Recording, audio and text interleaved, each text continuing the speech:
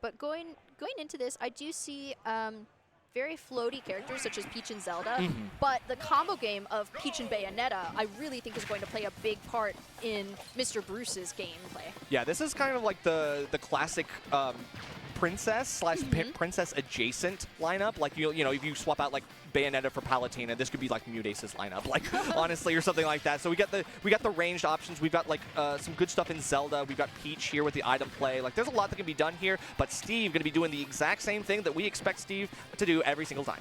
Absolutely, I really do think that potentially the movement of Peach, the floatiness of her, is going to be to her advantage, but also to her deficit, especially in combos, the latter combos that Toon is going to be pulling out with the Steve.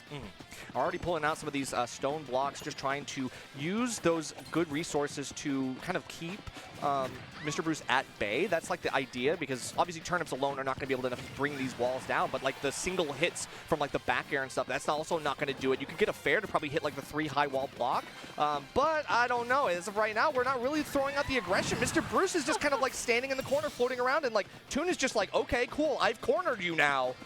Absolutely, that was just such a dominant stock from Toon, and he really doesn't have that much damage on the board, so I wonder if potentially the Phantom from Zelda is going to be able to do more in order to take out some of those walls. Coming back in with getting a bit of damage started, unfortunately going to get snuffed out by the minecart, trying to come back in with Nairs, getting the down tilt, but it is going to be Toon, especially with that sword online.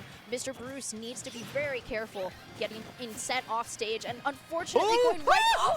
Okay. Okay, we're good. It doesn't matter. The stock is still gone. Yeah, but actually, really good to be able to avoid that the first time at least. Yeah, I mean, you can tell that like MrBroose is kind of getting forced into these options, especially out of shield, where Toon like hits the shield a couple times with up tilt, then waits, and then you can see MrBroose is like, oh, it's my turn. No, it is never your turn. You have to run away. You have to run away, disengage, then restart. Finally, the Bayonetta might be enough to take this stock, but we got to do something here. Obviously, jab, forward throw. Some of these might be enough, but not from that length.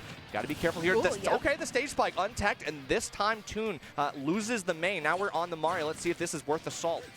Alrighty, Bayonetta utilizing the Witch Twist in order to come back to stage. Upper platform now versus Toon.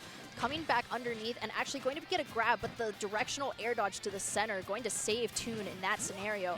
Trying to come back in, just sort of going for these big aerials around each other. Oh, okay, nothing getting started for MrBroose yet, but we are going to be seeing a combo out from Toon. Not going to get the stock just yet. Oh, great. Okay, went for the second try, and I mean, I appreciate that. Not a lot of people will go for that, but this time, MrBroose was ready for it. I love the back off. I love the ability to just kind of get out of danger for that one. Oh, don't let it happen to you. I know that that's deceptively long range when he rears back and then pushes forward. But yeah, from that distance, you are still just barely alive. All right, still able to recover to the ledge and avoiding the up smash, but just barely coming back into the edge and actually going to get grounded. No, that's not enough to take the stock just yet, but a light character such as Bayonetta needs to be so careful recovering to ledge, jumping high and actually going for the Witch Twist. Now trying to get a combo started into the back air first, going to be sent way off stage. Toon able to roll, get up. Love the tomahawk. Yeah, great tomahawk from MrBroose. Now just has to not panic when getting back on stage against Mario. Okay, back throw won't do it here either. We're still good, but again, you said it, you know, Bayonetta's super light. Anything at this point could kill. You just need one good thing. And what I'm noticing is that Toon is actually holding shield. A lot of players will like flash shield here, but it's actually not safe to do against Bayonetta specifically. So that's really smart. Still, that shield discipline is meaning that you are in poke territory. You've got to be careful because there have been a couple times where MrBroose is able to poke through that shield, but it doesn't even matter. The back air in the mid stage is going to be perfectly enough, and over 150 on Bayonetta. That's going to do it. Toon, a little bit of a shaky start on the Mario, but I mean that Steve did so much work in the beginning that it almost didn't matter. Absolutely, Nerf. I'm really glad that you were able to bring up the information about specifically Bayonetta's shield and like the way that she plays around shields. And I wonder if we're going to be seeing Bayonetta sooner in the lineup as a result, because as you said, in scenarios like that, Toon tended to hold shield a whole lot more, and that was good knowledge from him, but it does look like we will be seeing some potentially, same princess characters. We're going back to the same ones, and now... Yeah, the order I think might change here, but I mean, we're starting with Steve, obviously was really smart for Toon. You get the early lead, but we might You could turn it into an anchor, but no, we're going to keep it the same way. Yep. We are going to start with the Bayonetta. So that, I think that is interesting. I think it is just a tough matchup against Steve. I think that's like the luck of the draw. You're like, okay, yeah, the Bayonetta was doing some work, but at the same time, like, you still have to deal with Steve from 0%, and that's really, really tough because this is a combo character, and Steve has some great disengage tools that, like, make it so that Bayonetta can't just play your usual stuff. Absolutely. Getting rid of those walls pretty quickly and actually going for the Witch Twist. Going to get some damage, but not just enough to get any real combo started, especially when Toon just continues to set up these walls. Really good at defending himself and actually going to go for a ladder combo for himself.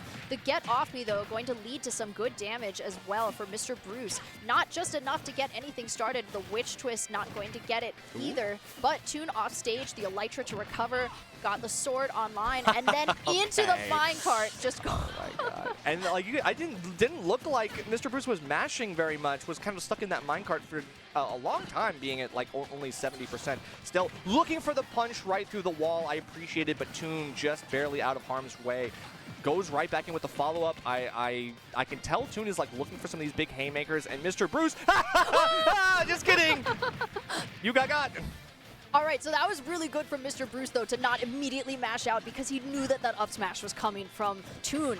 Instead, going to be sent to the upper platform, coming back off of the bi-plat, and actually not going to follow up with the Witch Twist, unfortunately, due to Toon being able to DI away. Getting sent off stage now, standing on the wall, Bayonetta being a formidable source, but unfortunately going to lose the stock from the anvil. Yeah, that quick anvil above ledge, like that is, you have like a third of a second to realize that you are above them and be like, oh, down air time, and then all of a sudden, all of that work that MrBroose was looking to do on the ledge just gone. And the roll in caught by the forward smash as well. These diamond tools are no joke. You are down to your last character already, and Toon is no worse for wear.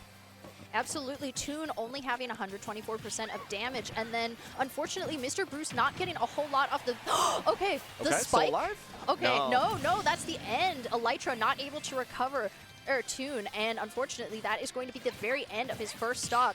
Not a whole lot of damage yet on the Peach either, so hopefully MrBroose is going to be able to make something off of this. Neutral occurring under this, straight into the PK fire, able to DI away from it.